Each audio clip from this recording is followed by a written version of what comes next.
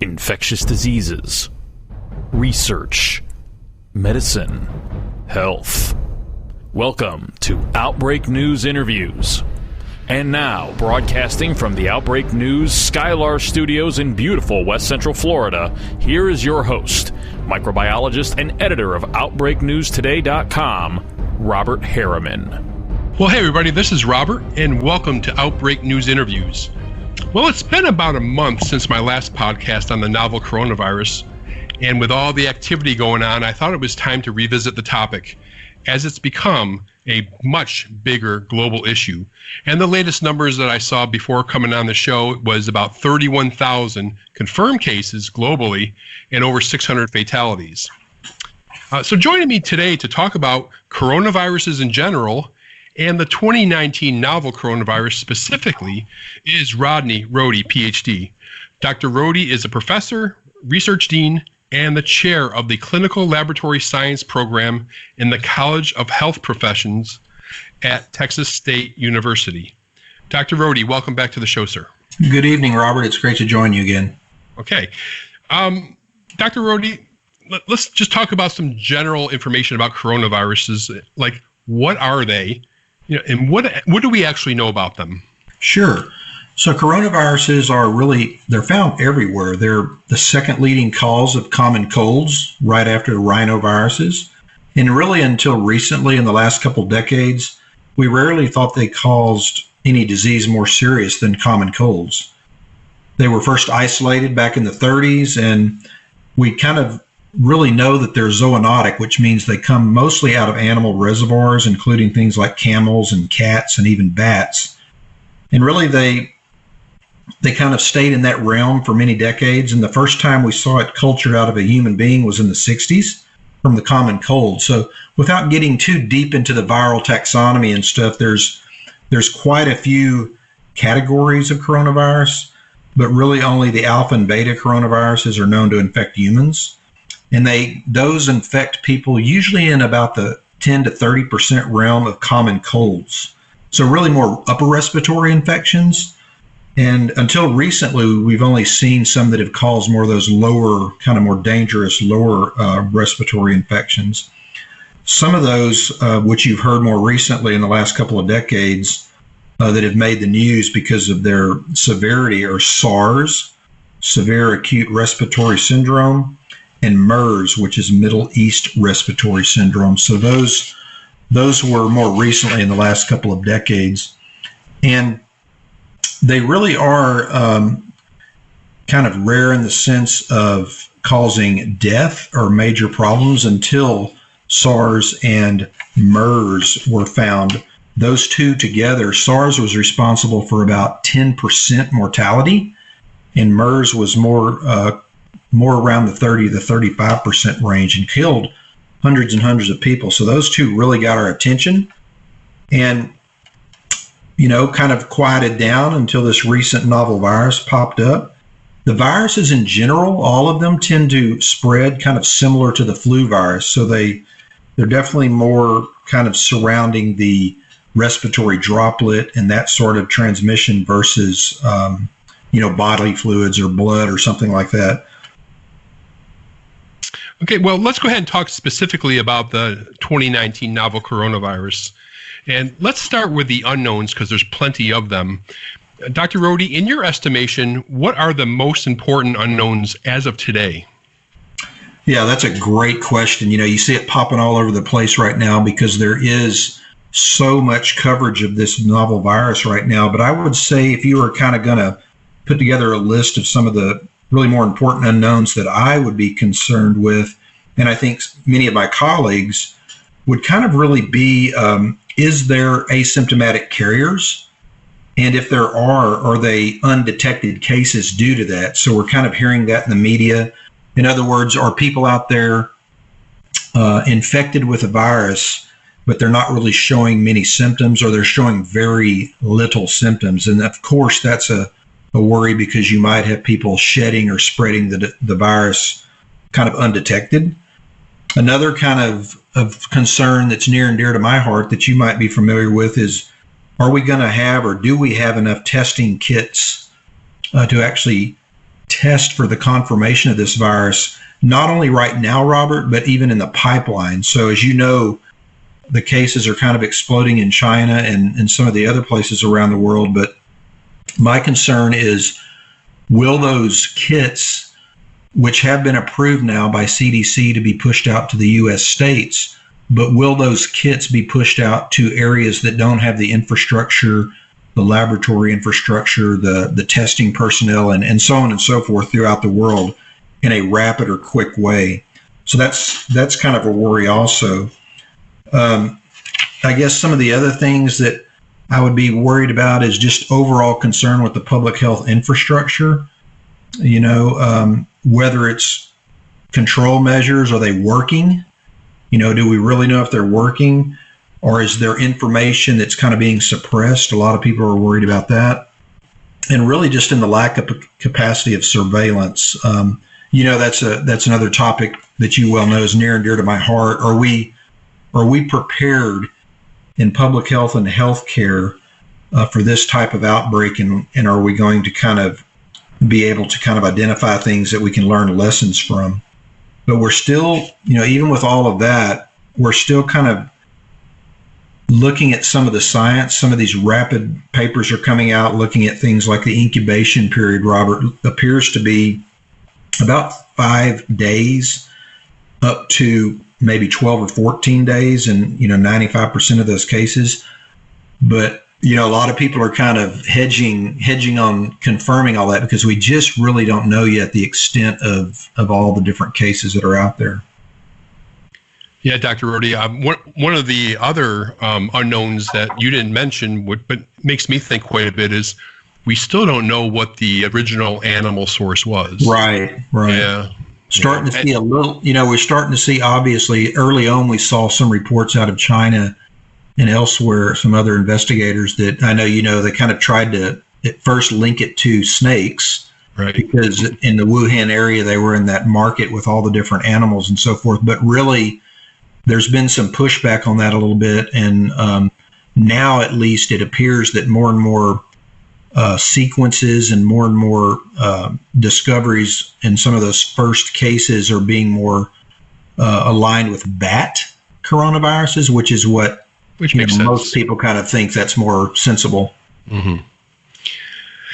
Okay, well, Dr. Rohde, we do know something about transmission because there's been plenty of human-to-human cases documented so far.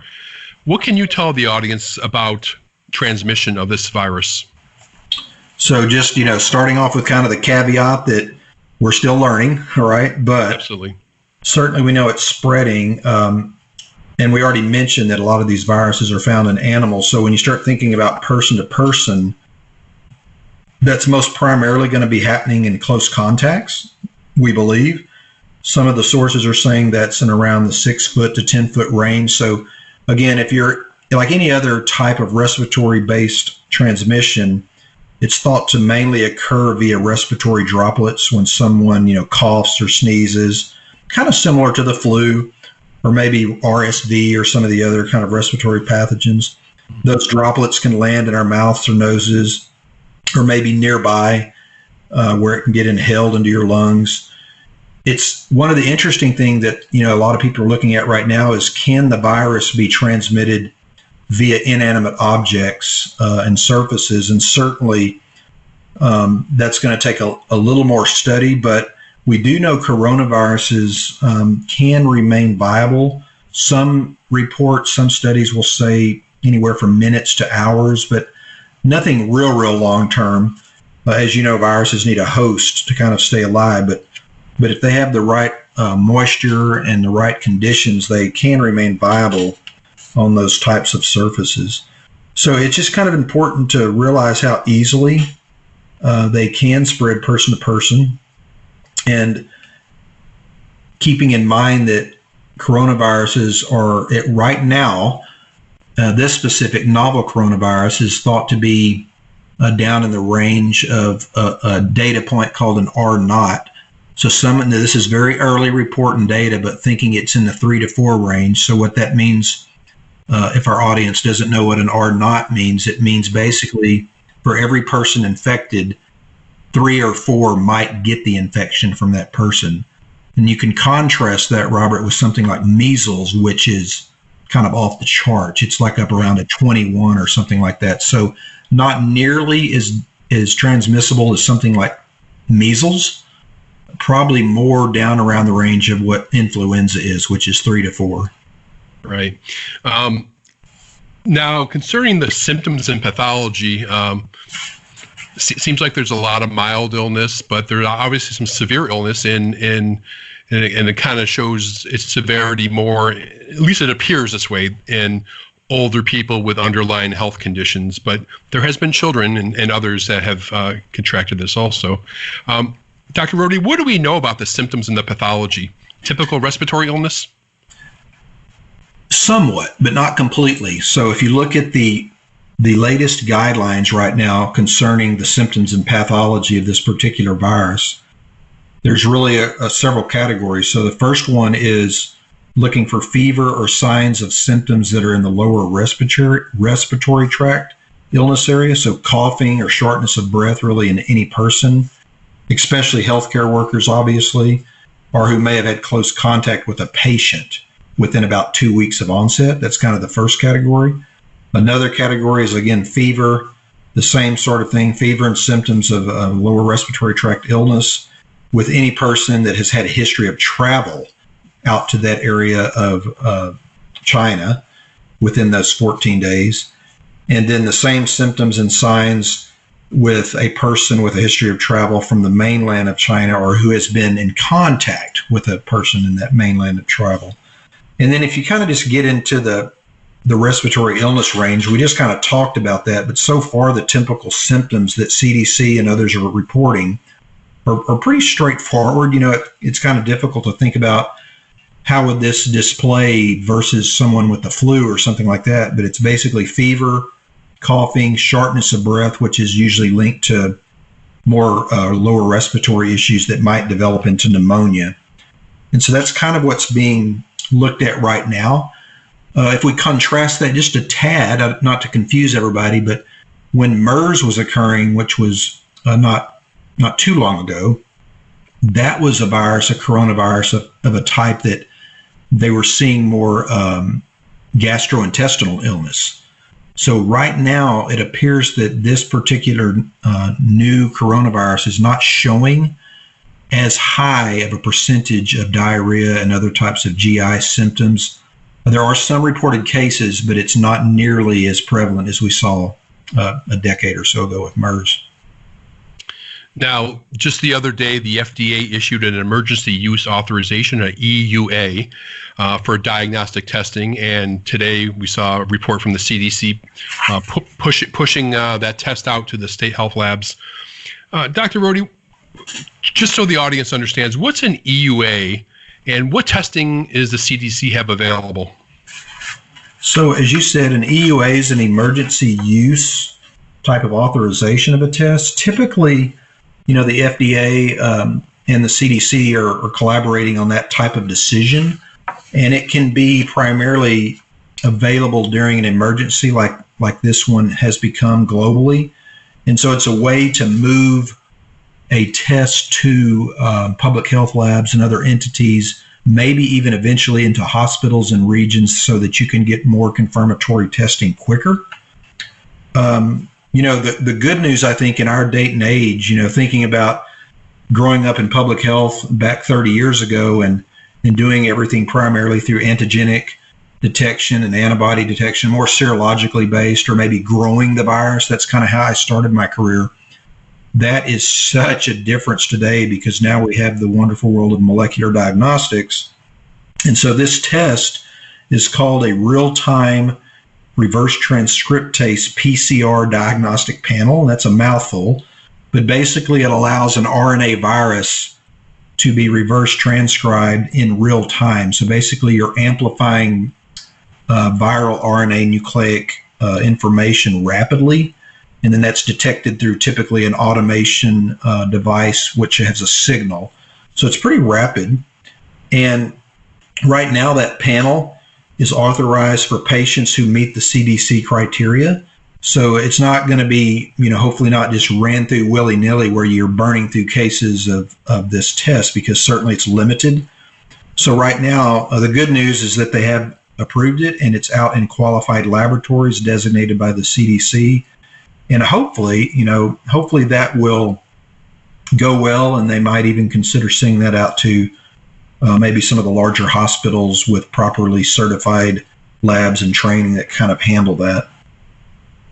Now, what are the samples of choice for testing for the 2019 novel coronavirus? Yeah, great question. So as any medical laboratorian would tell you, it's all about the specimen, right? If you don't get the right sample or the right specimen, you can have the greatest test in the world and you may miss it. You might have a false negative or a false positive. So right now, that test, that approved CDC test, is recommending that you collect and test upper respiratory samples, so nasopharyngeal and oropharyngeal swabs, and lower respiratory sputum if possible for those patients that have productive coughs.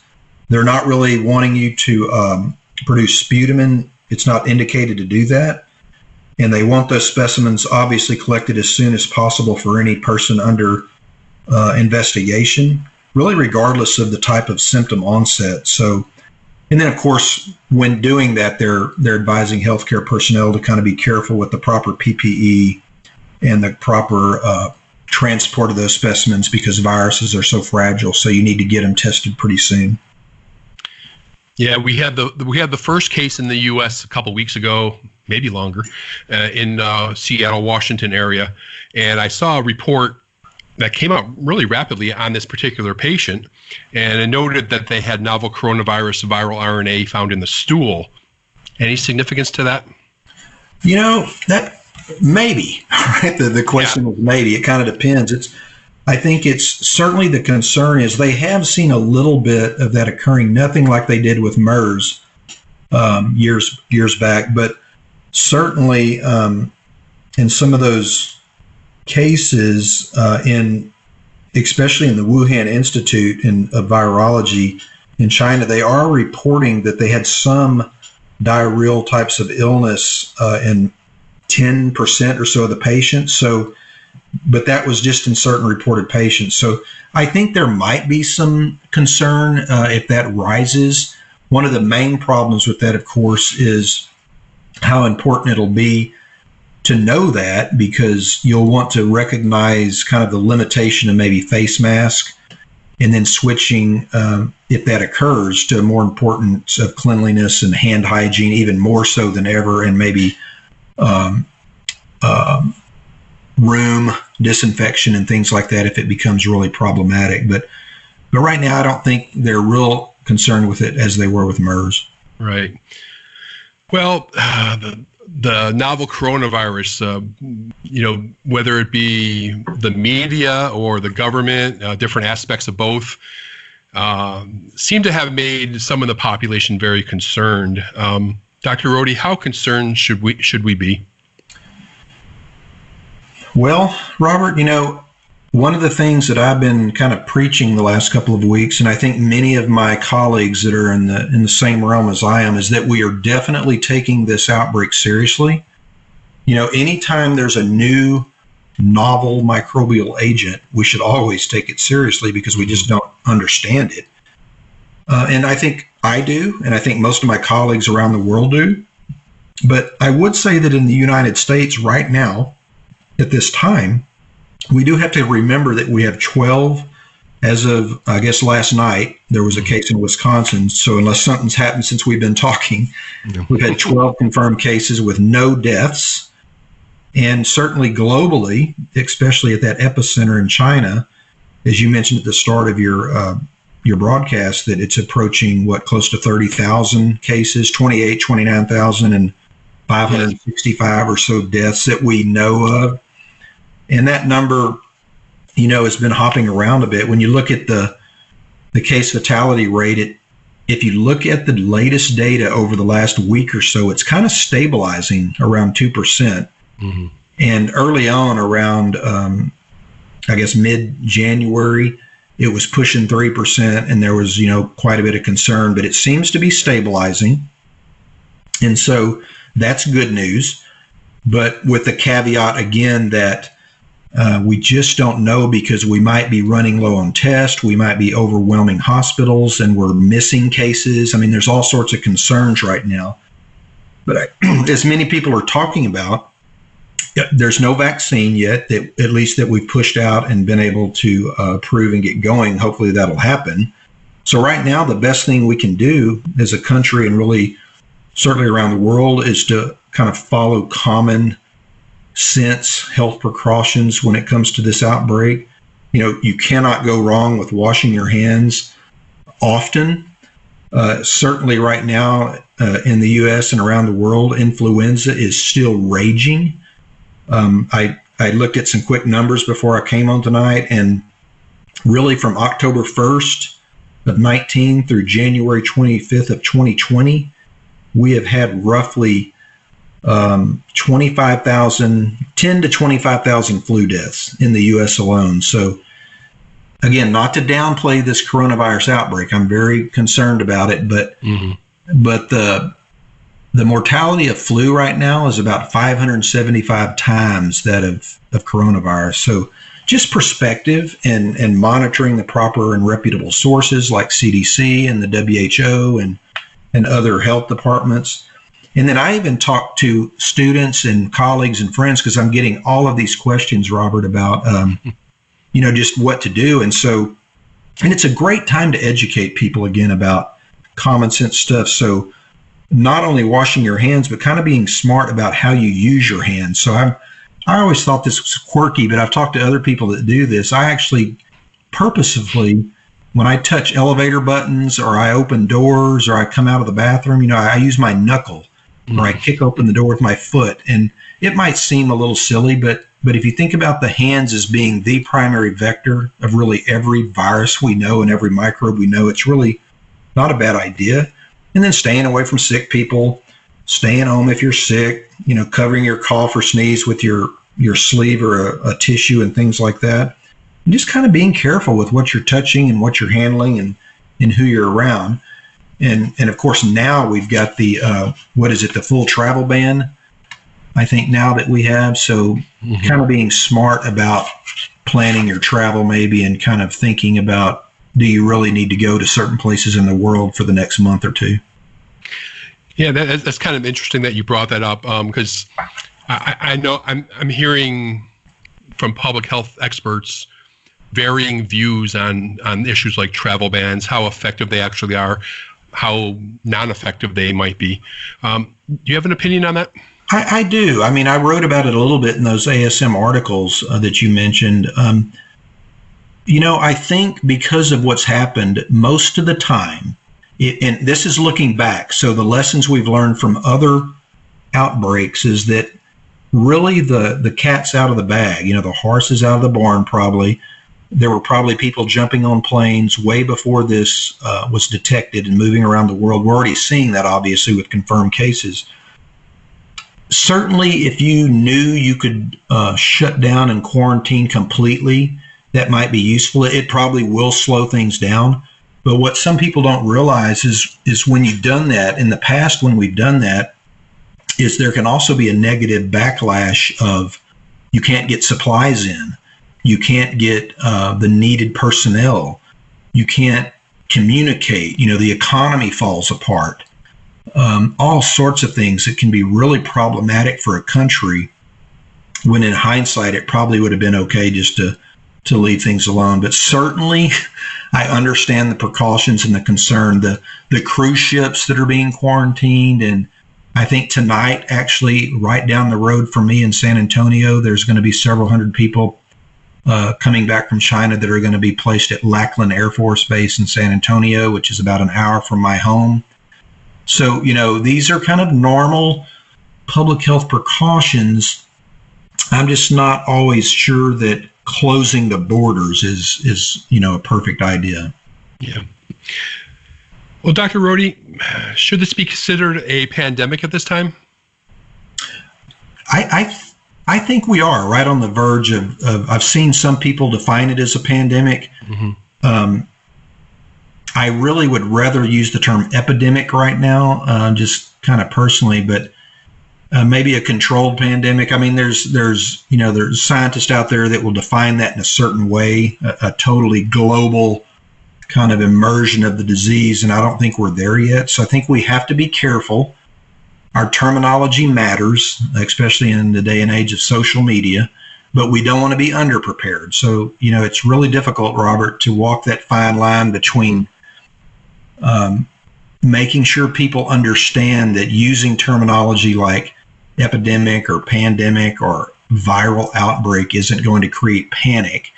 And hopefully we're doing a better job through avenues like your show where we can talk about that a little bit more openly. And transparency is certainly the most important thing. I actually applaud what's happened this time around versus SARS. It seems like the Chinese have done a little better job. Yeah, I agree. In fact, I really think I've actually defended their actions somewhat because they are so resilient. I mean, I can't imagine what it must be like in some of those hospitals and what's going on over there right now. So I really appreciate their perseverance and their resilience and really just rolling up their sleeves and getting after it. I mean, it's with this kind of media onslaught, it's got to be a difficult situation. So I think that as it unfolds, we'll find out if it's truly defined as a textbook pandemic, but it's certainly approaching large numbers and geographical, spatial, kind of presence. Yeah, it's probably getting close to about 30 different countries now. Yeah, I think I saw today about 28 or 30 countries now. Yeah.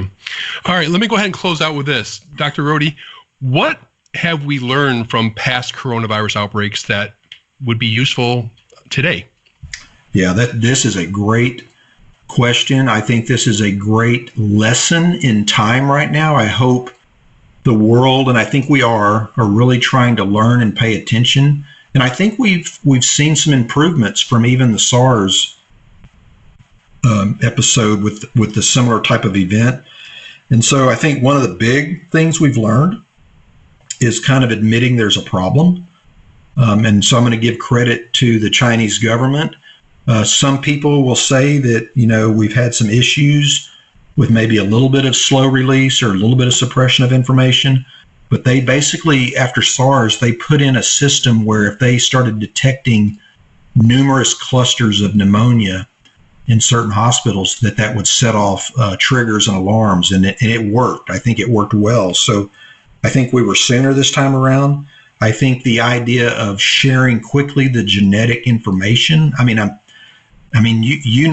you're probably around my age. This is fascinating to me to see how quickly we have sequenced this genome with multiple people, so multiple reproductions of information, and tried to find out, the reservoir. Is it a bat? And it seems like we may be approaching that type of information. And then that certainly pushes the availability to create vaccines quicker. And so I'm really pleased with that. I think it was important. There's people on different sides of the fence of this, but I do think that the WHO going ahead and calling it a public health emergency was probably, I think we're going to look back at that and probably say that was a good call. Different people will argue about this, but it certainly will help open up funding and kind of bring it to the table for the importance that we think it is. And then something people don't talk about, I've brought this up before, but we haven't really done it yet globally, but sometimes I wonder if we'll ever kind of learn how important animal health and the interaction of human beings are to these episodes. So, China is and other countries, we even have it here, it's happened in the US, where we have incidents of people really spending a lot of time with different types of animals, including reptiles and birds and swine and all these things. And so, it might be time to consider policies around animal markets, like live animal markets. I'm just not sure that's the way to go without really strict regulation on hand washing and control of feces and waste and things like that. And then another thing that will be interesting to see play out lesson-wise is how the virus itself might be named. When I was working on my PhD work, I talked about this phenomenon called social representation theory. And what that is, Robert, is, and most people know this, just common sense. It's when you put a name on something, it can really be difficult to stop or alleviate bias against a whole nation or group of people. So when you think about, Lyme disease, or you think about the Spanish flu, or some of those things, those name tags hang around a long time, and they can really cause some negative connotations. So I hope that that viral taxonomists will kind of look at, something that makes more sense, kind of like SARS. I thought that was, an appropriate kind of at least common name so that it doesn't tag a particular kind of ethnicity or culture or country. So, those are really kind of 3 or 4 things that I kind of thought about. And then just kind of, are we going to learn any lessons around media and social media and how to kind of control that? I mean, I know you're doing it. I've been doing it for 2 weeks straight, and I think it's become my full-time job. It's just, the machine is unbelievable with respect to getting misinformation and unchecked information and false information.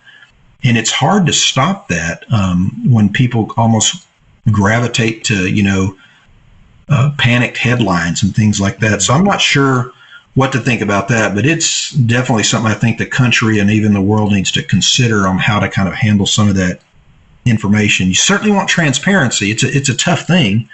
So social media is really powerful, but it's really dangerous at times. So I don't know. It's a tough problem. Well, when it's all in the name of getting traffic, sometimes you're going to see some headlines that are absolutely. Yeah. I mentioned it in my article. I saw a fake CDC Twitter account, and it looked valid. I mean, they basically took the symbol, they changed it just enough to stay out of trouble, I guess, and they were posting just crazy stuff, and so that doesn't take long to get out of control. So that's a problem.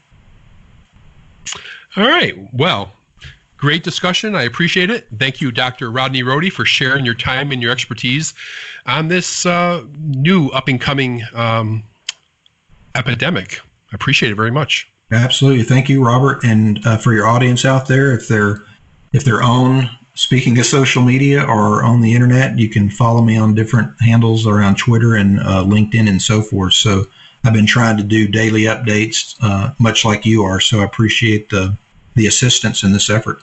Absolutely. And I'll go ahead and link to some of these social media sites and some of your recent papers in the show notes page when I publish the podcast, so the audience can take a look at it for themselves. Fantastic. Again, thank you, Dr. Rohde. Appreciate it. Thanks, Robert.